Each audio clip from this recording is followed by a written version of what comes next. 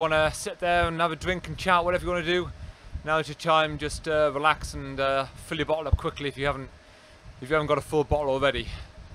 So just another 40 seconds of relaxation, then we'll get into the session and I'll give you a flavour of what it's all about, what we're going to be doing today for 53 minutes and what we're trying to achieve. So kind of the purpose of the session and some of the rationale for why we're doing each of the efforts we're going to be doing today. So another couple of seconds, guys, then we'll be off.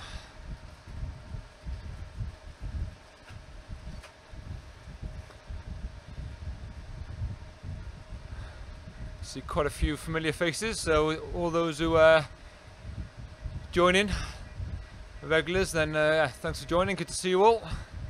Okie doke, we are off. So first up is our warm-up. As always, a nice, steady, progressive warm-up. 10 minutes today, nothing too strenuous.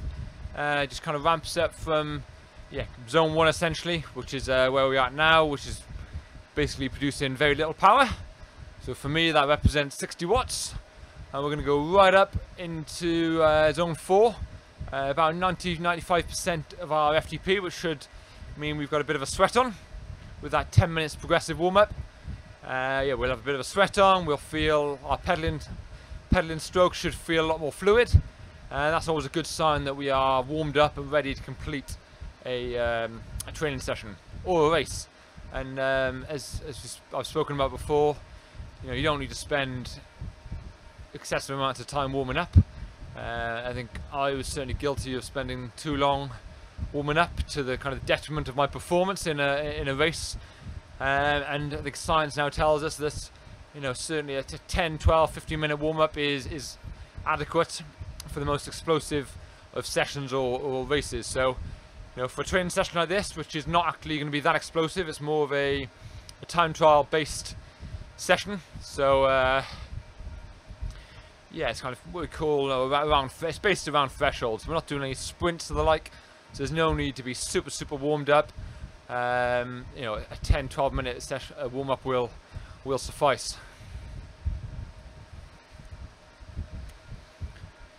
So ramping up slightly now, so we are starting to ramp up.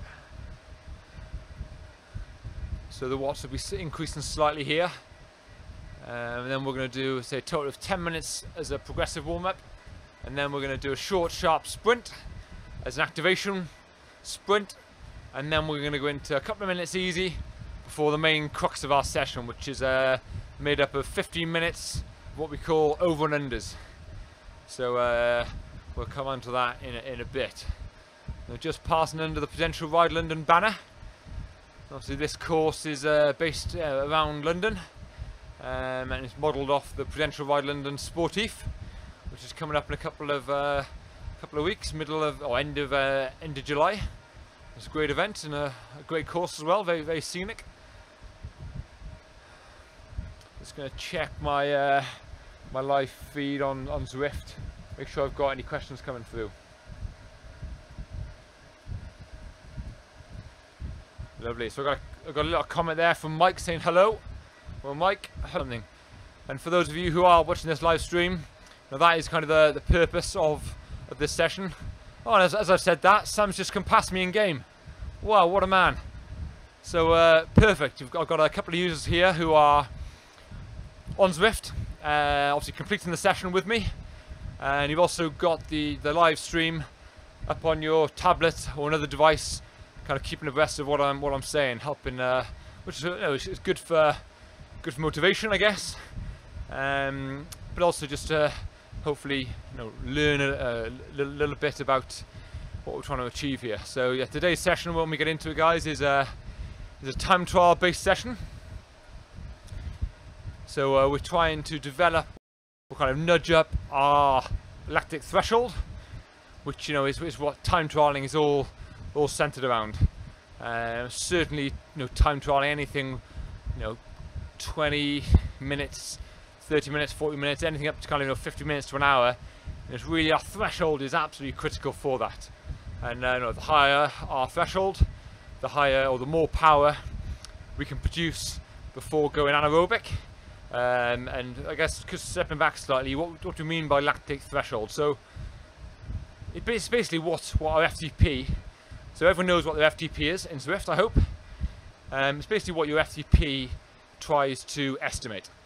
So we all know FTP as a figure, and a number of watts that we can produce, and that number of watts is a pretty good estimate of the power that we can produce at lactate threshold, at the point of lactate threshold. So lactate threshold is essentially the point at which we can recycle lactate at exactly the same rate that it's produced. So we get kind of a balance where we've got an amount of lactate that we can sustain, or kind of an effort we can sustain for a long period of time, without our legs filling up with too much lactic and causing us pain, but also forcing us to slow down and kind of when we really turn anaerobic, that's when it gets really hard. So we know lactate threshold as FTP in number of watts, but if you think about doing a time trial, so making a long sustained effort for whatever distance, so 20 minutes, half an hour, 40 minutes, it's really important to have a high threshold, because the higher your threshold, the more power you can produce without being overrun by lactate in your legs. And obviously the higher the power that you can produce translates into faster speed that you travel, faster time essentially.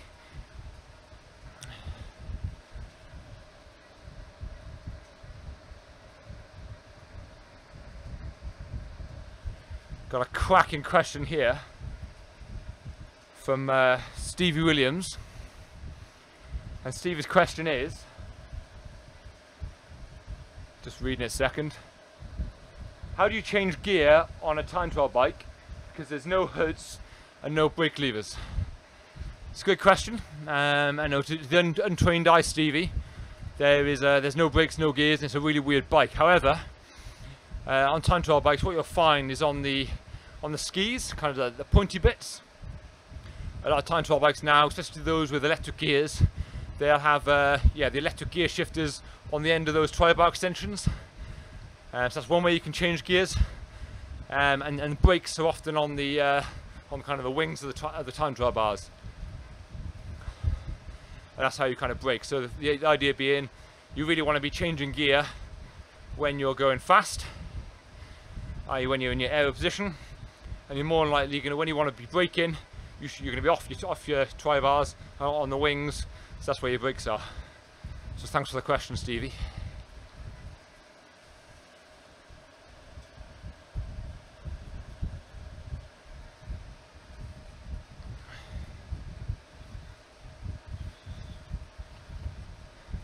Right, I'm just gonna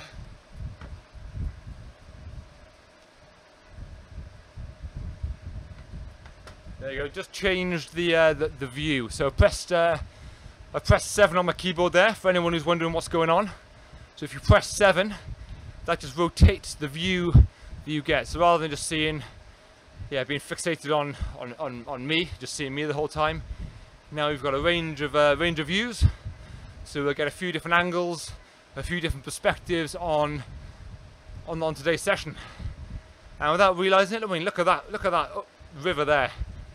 Wow. That's the Thames in London. That is a beautiful blue river. Looking fantastic. But yes, without realising it, guys, we've only got 1 minute 20 seconds left of this progressive part of the warm-up. So we're going to continue now for another, it's over a minute. Just keep building that effort. We should all have pretty good sweat on by now, and we should all be feeling like we're getting warmed up.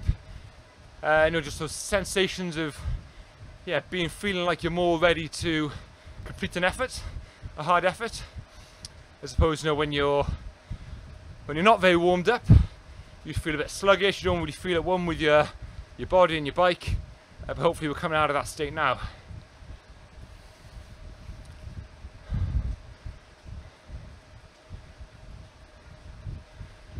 Okie doke. Just changing a few little settings here. So guys, 30 odd seconds to go. Just keep with it.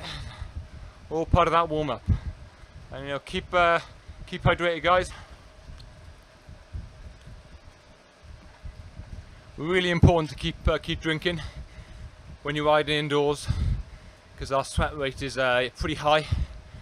As we know, we're working pretty hard, and there's not a lot to keep us cool, and we do just sweat a lot. So really important to keep focus and make sure we're drinking plenty to rehydrate. So that's the end of our progressive warm-up phase. 10 minutes. So what we've got now is an easy minute, and this is a super easy minute. So yeah, you know, the chance to have a little drink, perhaps adjust the fan if you need to, whatever you've got to do before we get into our little activation sprint. And this activation sprint, what it is a very short 10-second sprint effort, and all it's designed to do is just further, yeah, it's another part of our warm-up. It's kind of the final part of our warm-up, really, and it's designed to just stimulate and activate some more of our muscle fibers, just as when we start the session we are firing on all cylinders. So it just helps promote that blood flow around the body, and just yeah, warms up a little bit. Hello Wayne, good to have you following. Good to see you here. Okay guys, here we go. Here's our sprint. Let's go.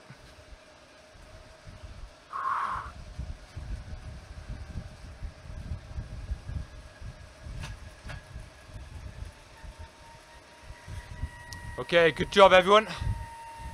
Good job. So that shouldn't have felt too taxing. That should have just felt like a mild sprint. But what that is doing, as I said, is just yeah, getting your legs ready for battle, essentially. Getting your legs ready for battle.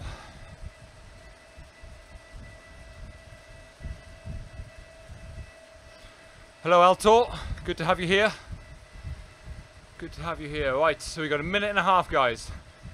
And then we're going to go into the main crux of the session, which is 2 blocks of over-unders. So an over-under is essentially it's an exercise that goes over and then under repeatedly your threshold. So we spoke about your threshold earlier. So your FTP being really important for a number of reasons. It's simply that point that the cycling gets really uncomfortable. As soon as you start producing lactic acid faster than you can get rid of it, your legs really get heavy, it's uncomfortable, you start to slow down, and it's just generally not a nice position to be riding in. So the quicker we can, or the higher we can nudge our FTP up, the more pleasant, I guess, our cycling experience is at any given speed or power output, but ultimately it helps us to become faster. So as just flashed up on screen guys, we're going to do 15 minutes ranging from 30 seconds at over threshold, 105% of our FTP. Then we're going to do a minute at about, I think it's 95% of our FTP. So we're going to go 30 seconds above, minute below. 30 seconds above, minute below. And it's this continual process of going above your threshold, so you trigger the onset or the production of. Here we go. So we're in the on section now. We're in the over threshold bit now. So this is where it should be hurting. It's only for 30 seconds. Then we get a slight rest. So we are over threshold now. So our legs are starting to produce a little bit of lactic acid. This will feel pretty uncomfortable. But then we're going to settle into 1 minute below our threshold. It should feel a bit more comfortable. And it says it's constant going over and under your threshold that teaches your body to become more efficient and increase your threshold as you're forced to, you're basically creating lactic acid, and then your body's been forced to continue to produce an effort, continue to work hard with the presence of lactic acid in your legs. And it's just basically teaching your body to recycle that lactic acid while still under pressure and under load. And we're going to do 15 minutes of that in a block. So this is a pretty grippy session, guys. So buckle up on this one, because this is gonna get grippy. certainly in a couple of minutes time. Okay, and coming to the end of the first minute under threshold, and then we repeat the process now, another 30 seconds over threshold.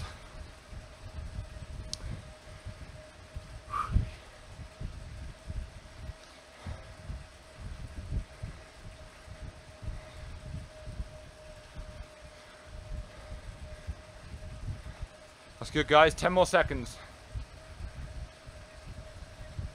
Hello, Stephen Smith. Hello, sir.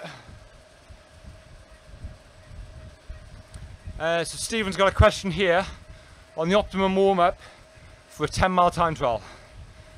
So Stephen, without knowing you, and I guess you're British, because 10-mile time trials are a very British thing. 10 miles, 16 kilometers.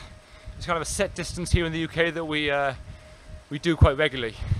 So for a 10-mile time trial, in fact, I'm going to say for a road race that may start quite quick, to a 10-mile time trial, to a track pursuit race that's 4 minutes long, or even a criterium, the maximum we need to warm up for is 15 minutes, and that's physically. So after 15 minutes, 10, 12, 15 minutes, let's call it 15 minutes, physically you are good to go. However, what kind of varies from rider to rider is the amount of time the riders like to kind of warm up steadily and kind of get into it, and kind of the mental side of the warm up.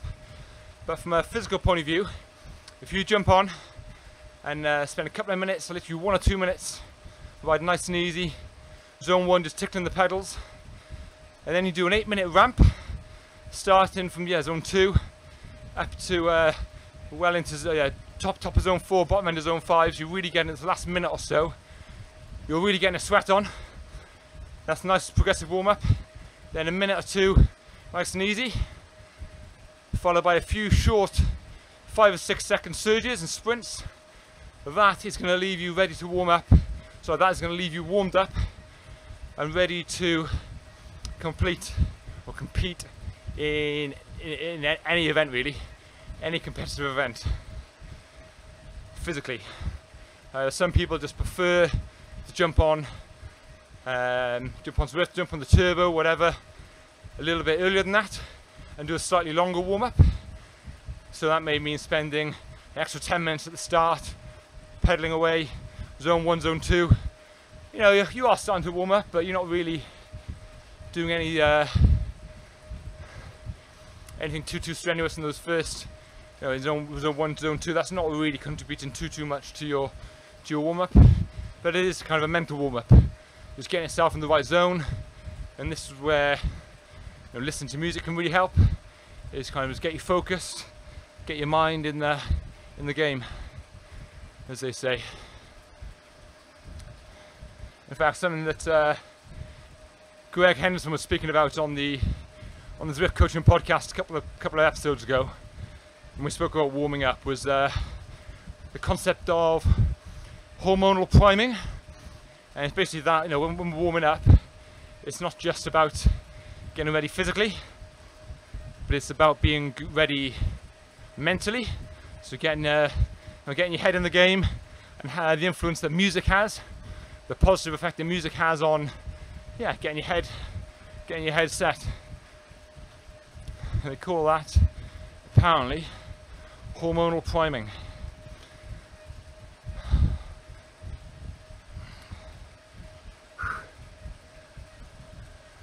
No worries, Stephen.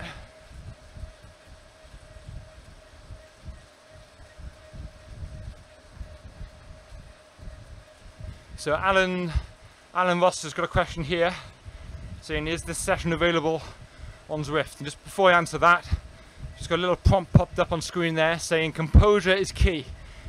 And I can't emphasize this enough, guys. Especially with a hard session like this that's quite long, and especially the efforts do drag on quite a bit.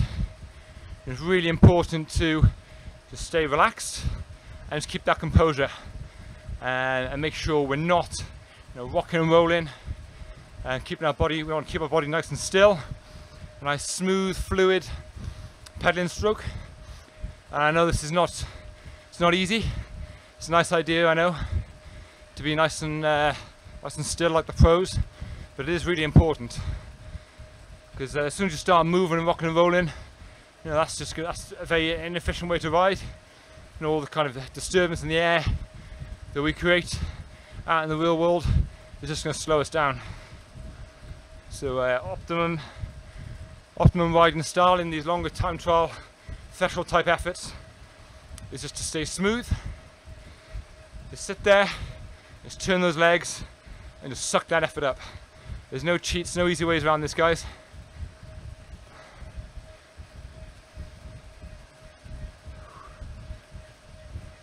So back to Alan's question. Is this session available on Zwift? So this specific session is not available. However, I think it may well be soon. I'll send it to the guys at Zwift and see if we can get it chucked in somewhere along the line.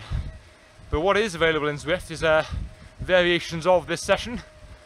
So this is an over-unders exercise, and you know, there's many versions in Zwift of over-unders, because all over-unders mean really, well, all it means is a session where you repeatedly go over your threshold and then under your threshold and repeat that.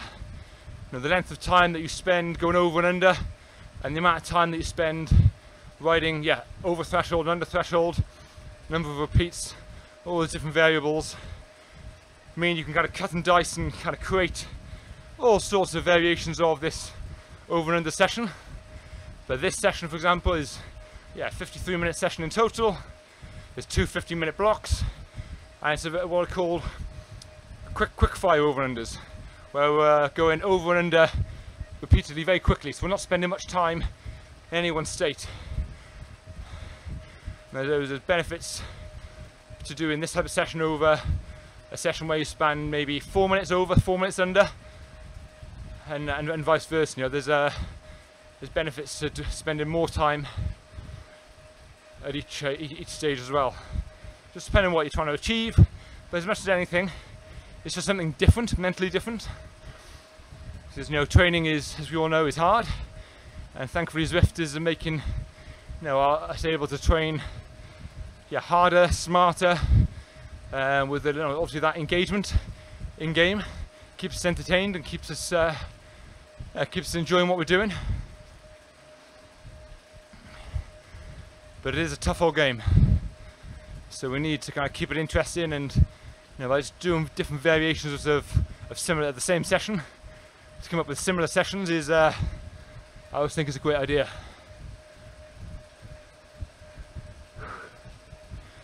Okie doke. So we're into a minute again of under threshold, just 50 seconds down. We're approaching the halfway point of this first block. So the whole session is 53 minutes long, and we've got half an hour left. So 23 minutes down, 30 to go. But what we've actually done is spend a lot of time warming up. So the kind of the easier bit is done. Now we really get into the crux of the session. The golden zone, where the magic happens. The back end of the session.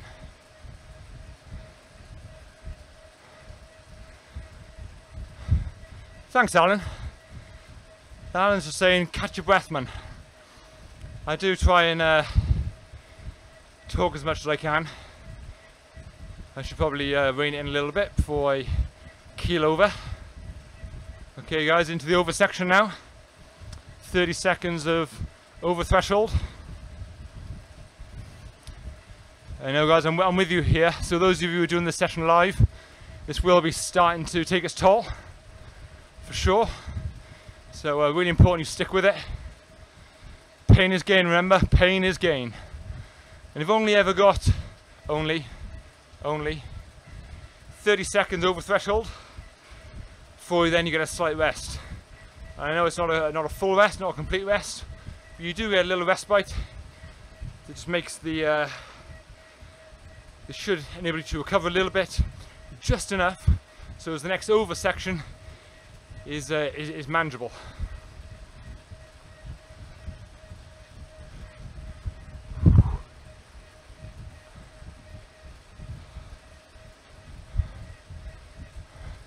Really important, guys, keep drinking.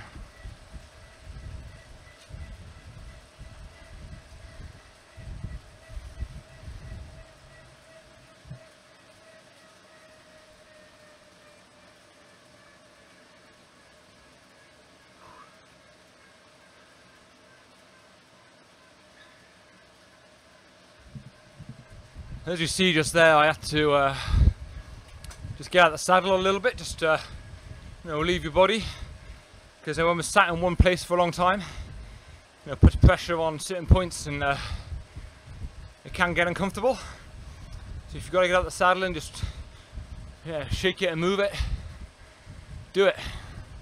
Do what you got to do. And guys, anyone listening here, any questions about bike riding, Zwift, coaching, training, whatever you want to know, fire the questions over. I'll be more than happy to share my thoughts. So John there is just saying, looks like a challenging workout. I'm glad you said that, John, because yeah, twofold really. One, it's designed to be, and two, it feels like. So I'm glad you said that. And obviously what makes it really hard is not any one particular section of this session. It's just the cumulative load, the cumulative training effect, the cumulative damage that we're doing to our legs that makes this hard. So in the first minute or so of the first block, chances are we all settle into that block thinking, this is alright, I can suck this up, no problem. But now, I'm sure a lot of people are thinking, well, we got another 6 to go. This is starting to get hard, starting to really feel the effects, and yeah, obviously the first nine efforts of this session, or first 9 spikes over threshold, you know, the damage we've done into our muscles are still in our legs, and that fatigue will be there to the end of the session.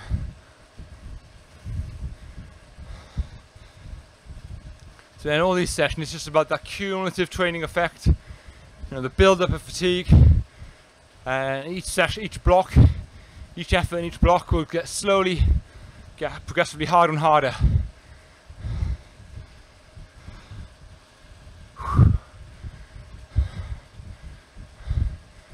But you know, no shortcuts, guys. Let's just sit here and suck it up.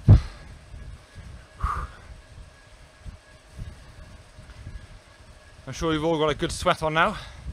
I certainly have, and that's the sign of being well warmed up.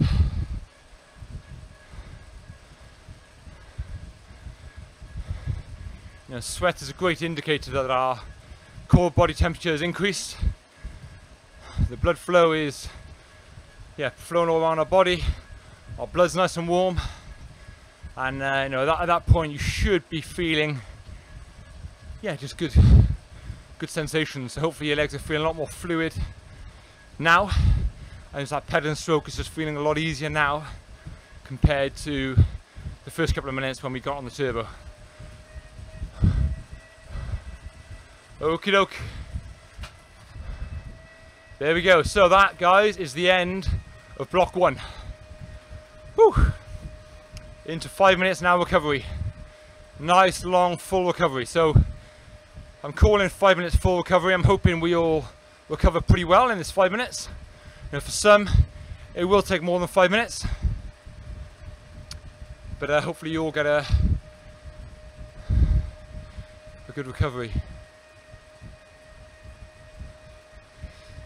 All right, James just posted a nice long message in the chat. James, I'm really sorry I couldn't quite read your message quick enough. I was a little bit slow on that one. But I think it said about the lines of your moto, not a moto, what's it called? Mountain bike rider. And you do, was it 4 cross you do? So basically you do different legs where basically I think it's just smash up or down a climb or through a segment repeatedly. You know, I'm not going to guess what your race was, I'll get it wrong, but I think it was along the lines of, no, I'm not going to guess. I'll get it wrong. I'll talk jibber jabber. Well, John's asking, what is my FTP? And John's saying his is a lowly 166 enduro. Okay, come back to that. So FTP of 166. Well, John, you know, FTP is all very, very personal. Do not worry about what your FTP is relative to anyone else. It's all personal, and all that matters is your FTP is nudging in the right direction. And you know, I would say people do get fixated on FTP as a number because it's easy to quantify and easy to talk about. But it is just a number. But it does really translate into you being able to, I really think, get more out of cycling, out of the sport. As you know, the basic things become a lot easier. You know, riding in a group at 30k an hour, if you can nudge your FTP up from 166 to 200, for example, that's a fair gain. But if you can do that, that will transform your cycling experience. You'll be able to ride in groups a lot easier. You'll be able to go up climbs a lot easier, and you'll just be all round fitter. You'll be a lot fitter bike rider. Okay, so coming back to the question about enduro. So enduro, to me, again, I'm not too familiar with enduro, but essentially it's made up of the physical demands of that event, I think, are a number of short, sharp efforts. So short and sharp, we're talking maybe 4 or 5 minutes across the section. So if you want to be good for 4 or 5 minutes, multiple times within a short period, so let's say this event is, you're going to have to make 4 efforts. Each of those efforts are 5 minutes long. They're all max effort, and in between each effort you've got maybe 5 minutes recovery, 5-10 minutes recovery, something like that. So the way I describe and talk about a 5-minute effort, that is basically your anaerobic capacity. So riding well above your threshold, you know, it's where you are going to be riding in the presence of lactic acid. Your legs will be screaming, and it's basically about producing as much power as you can for that amount of time, so 4 or 5 minutes. So no surprise, in training we're going to have to replicate that. We're going to have to do some anaerobic capacity work, which is in Zwift, that's represented by the red zone. So I would look at, if event day you're being asked to produce 4 anaerobic capacity efforts in a day, I would say kind of your go-to session would look like something like 3 efforts per session, and maybe a 5-minute, a 4-minute, and a 3-minute max capacity effort. And do the 5-minute one first, because that's the toughest, both physically and psychologically. And then at least for the second effort, then it's slightly shorter. You're not really required to produce a race-style effort in training, certainly not that frequently. So as a go-to session that you can kind of complete fairly regularly, I would go for something like on Zwift, 5 minutes flat out, rest for 5-10 minutes, give yourself a really good recovery, then a 4-minute capacity effort, then a 3-minute capacity effort. And come the day then, with the hype of the day, the event, the fact that you are going to get some little breaks as you freewheel around bends and things like that, we'll give you a few mini breaks. The fact that these 3, 4 and 5 minute capacity efforts should stand you in good stead. Okay guys, we're into block 2 now, which is the last block of the session.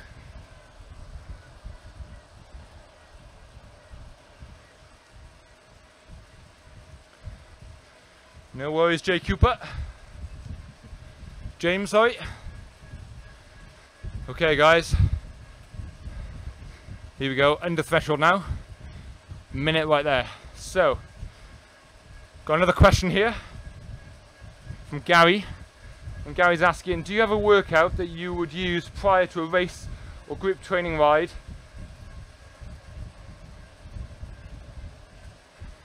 a couple of days later? Let me just...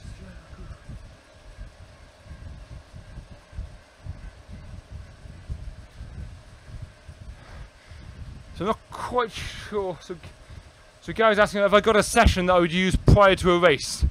So I guess for me, yeah, I'll interpret your question as, what would I do the day before a race? I'll say a couple of days before. So let me take you 2 days back from the event. I'll say 3 days back. My event is Sunday, this fictitious race that I'm going to be doing. And on the Thursday, I cannot be sat on Thursday with a load of fatigue in my legs, unless I'm a super fit athlete, basically professional. I mean, if you're sat on Thursday and your legs are absolutely screaming you and they're hurting to walk down the stairs, and the event on Sunday means a lot to you, I'm going to probably suggest that you've overdone it slightly.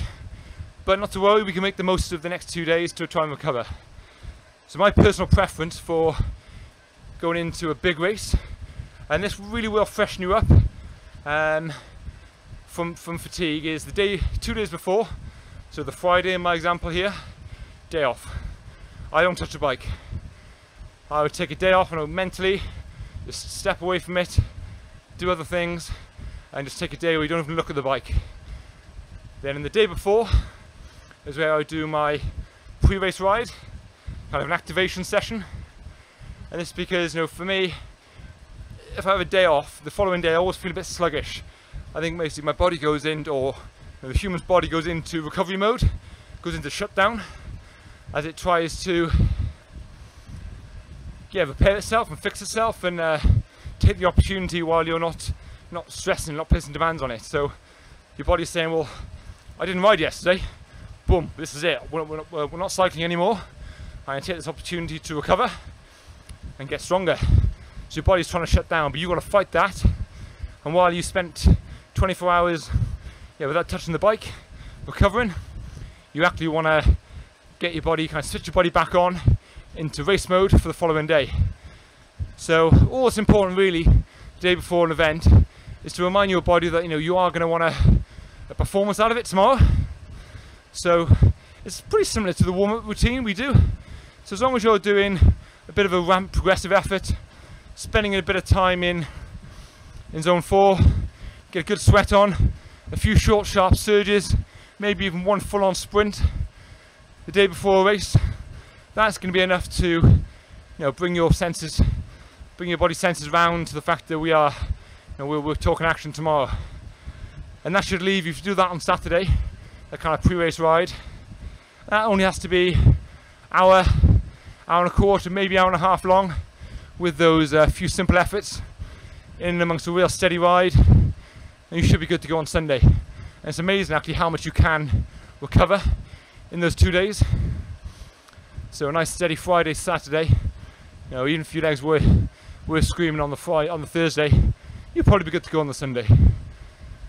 So there's a long-winded response. Okay guys, back over the threshold here.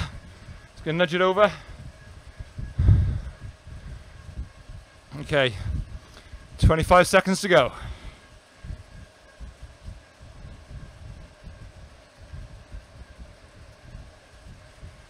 So Ian's got an interesting question here, saying, if it's all about your FTP and your threshold and lactic threshold, where does heart rate comes into it? Well, there's two things here. One is your muscles and your leg strength, and one is by your system and your system's ability to take enough oxygen out of the air, convert that and use that oxygen as energy to produce power. And I guess so taking the heart and lungs and the system side of it, it's all about being efficient really. So your body being as efficient as you can, so with every breath you take in, being able to convert as much of that oxygen, or to extract as much oxygen out of that air per breath as possible, and then obviously use the oxygen then to create energy. And the more efficient you are, so the better the more oxygen you're able to utilize per breath, the more efficient you're going to be, and basically the more energy you'll produce for the same amount of oxygen inhaled. So, but on the physical side of things, or your legs, it's more about your muscle fibers. And once you do damage to your muscle fibers, once they have produced lactic, they are damaged, and there's waste product. So there's toxins in your legs. Once they've been produced, that is muscle damage that you can't kind of undo unless you take full rest. So whilst if you stress your heart and lungs and then take a little bit of a say for 10 minutes, and then you take a bit of a rest, your heart and lungs come round and they're unaffected.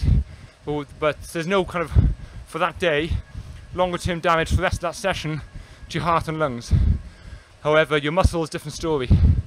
Once you've got lactic acid in your legs and the muscles being damaged, those muscles are going to be weakened and they won't repair, won't be strong until you recover properly. So that's why we say it's, for efficiency, it's all about trying to use your system, so your heart and lungs, to kind of create power. And this comes down to cadence. This is where the cadence at which you pedal at is really important. So think about, you can produce force, so you can generate watts. The physics of it says it's about how much force you apply to the pedal. So the crank torque that gets created is a sum of how hard you push on the pedals as a factor of how fast you turn those pedals around. So basically force applied and cadence. And the faster you pedal, the higher stress on your system, your heart and lungs, as you work in aerobically, and this places a lower stress on your muscles, on your legs. So that's a very efficient way to cycle. However, if you want to produce high power, often you can't breathe and your heart can't pump enough oxygen around on your body. You've got to kind of flip anaerobically, and for a short, sharp surge in power, you're going to need to, really lean on those pedals, apply a lot of force to the pedals to create that power. And that force obviously results in muscle damage and fatigue, and that's kind of where it all goes downhill.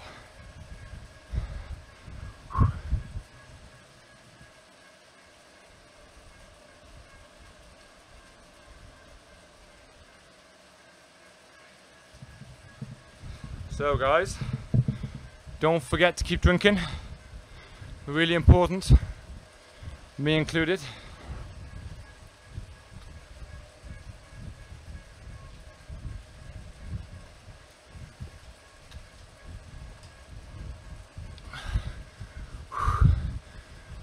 Okay guys, into the 7th block here. Good job everyone. And good to see Sarah Hickman here as well. Hello Sarah, thanks for joining. I think Sarah's a newbie to Workout Wednesday.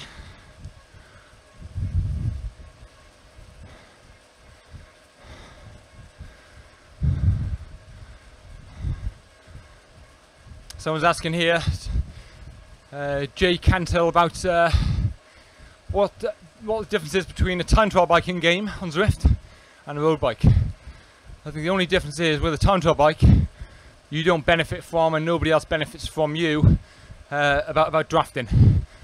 So if you're in a time trial bike and you pop up behind someone, you're not going to get any slipstream, and vice versa, they're not going to get any slipstream behind you. I think that's all borne out to the fact that in triathlon, so in triathlon, there's generally, most triathlons are about, you can't draft, non-drafting events, where basically every kilometre an hour speed you want, you got to work for it yourself. So a real hard-nosed event.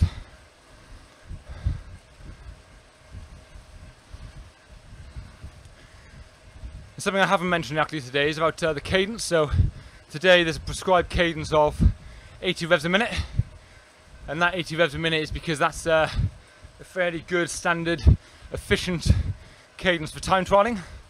So I always speak about, ideally on the flat, if you were to pedal away, for efficiency, you choose somewhere in the region of 80 to 90 revs a minute. When you're going uphill or time trialing, producing a lot more force. For consistently, around 80 revs is pretty much is a bit more normal.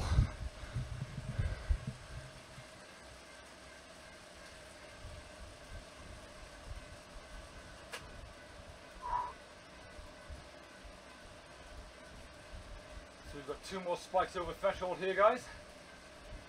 2 more spikes. and then we're into the cool down.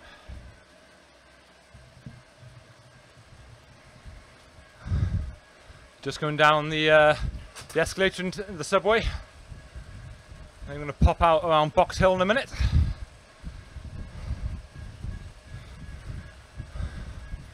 Okay, 10 seconds, then we're going back over threshold. So get ready for this one, guys. We've only got 2 more raises left.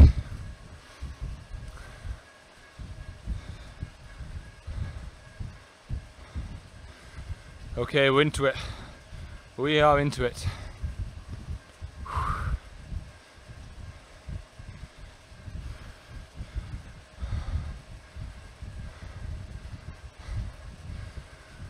Okay, 12 seconds to go. And if you're trying this session at home, or if you're doing this live now, this is where it's really hurting, guys. But just think about it. Psychologically, I think you've done it now. We've really broken the back of it. We've got a minute now of under threshold, 1 more 30-second over threshold, then a final minute under, and then we're into the cool down. So you're literally there. Good job, everyone. Fantastic effort. Really, really good effort.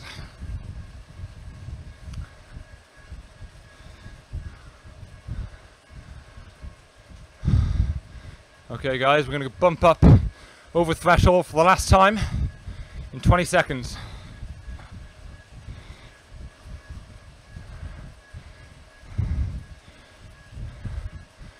Nice one, everyone. Good job, good job. Stick with it. Okay, 5 seconds we go. Just maintain that composure, nice and steady, nice and smooth.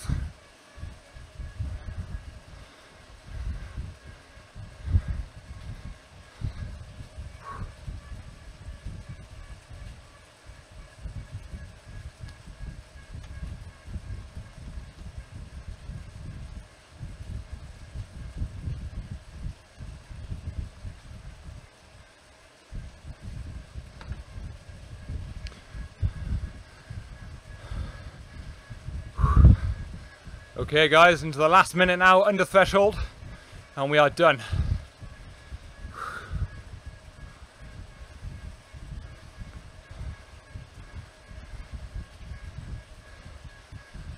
Good job, good job.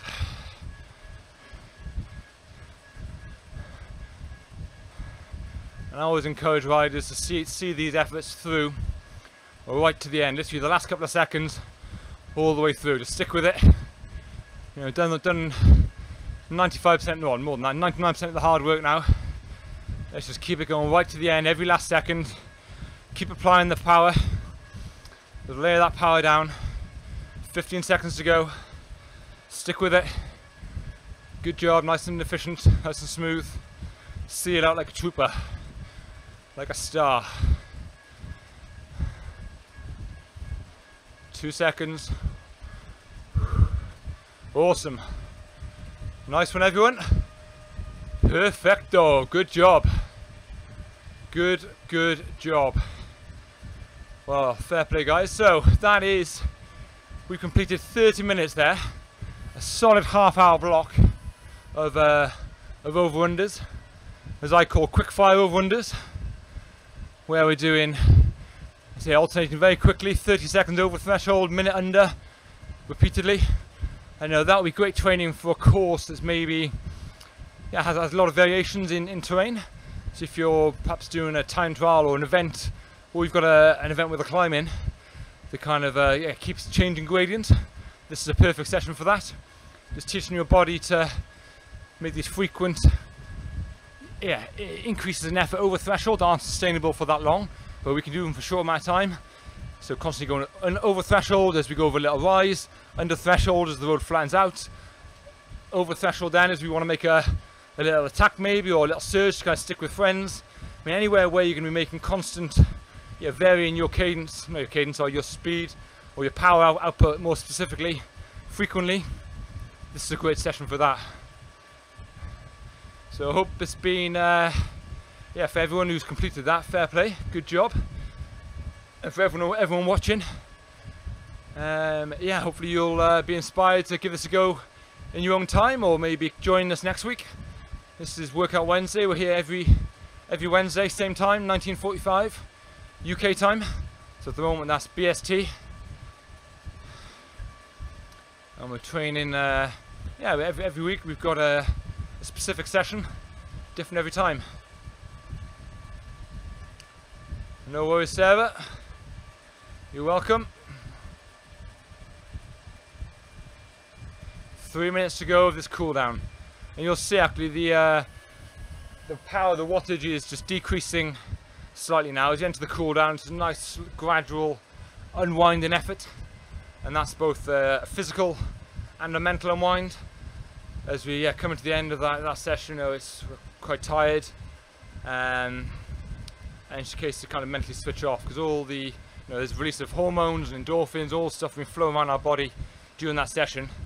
So no chance we will be quite hyped up and excitable. Maybe I certainly get like that. I always feel $1 million when I get off Zwift. It's just that high intensity type session. Yeah, always feel good. So this is just a chance to just chill out a little bit, I guess, unwind, and just bask in safe in the knowledge that we've just spent 53 minutes smashing it, basically, just killing it. Real good, high quality session. Yeah, so pat on the back, everyone who's just done it. So next off, guys, is our recovery starts now. So hopefully you've been drinking throughout, but we will have lost liquids by through the session. So top up on the old water, squash, whatever floats your boat, and then it's about kind of replenishing the glycogen stores that we lost. So some form of carbohydrates and a little bit of proteins, all good. A square meal is what I'm going to go for tonight. So my wife's upstairs, she's got dinner on the table, she's a gem, and yeah, gonna go tuck that away. But great option. What I normally go for is a kind of a recovery shake. Bit of carbs in there, bit of protein, top it up with water, bit of powder, top it up with water.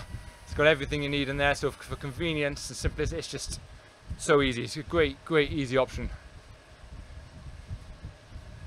Great easy option. Easy option or lazy option? I'm going to say a smart option, an efficient option. Yeah, I'll go for that. Awesome. Well, guys, you got 40 seconds left.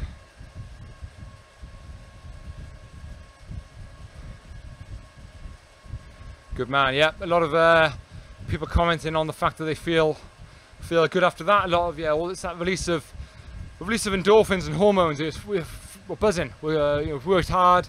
Our body's rewarding us now, guys. So have a nice evening or have a nice day. Well, it depends what time zone you're in, but wherever you are in the world, thank you for joining. Been a pleasure, and I hope to see you next week for another Workout Wednesday. Right on.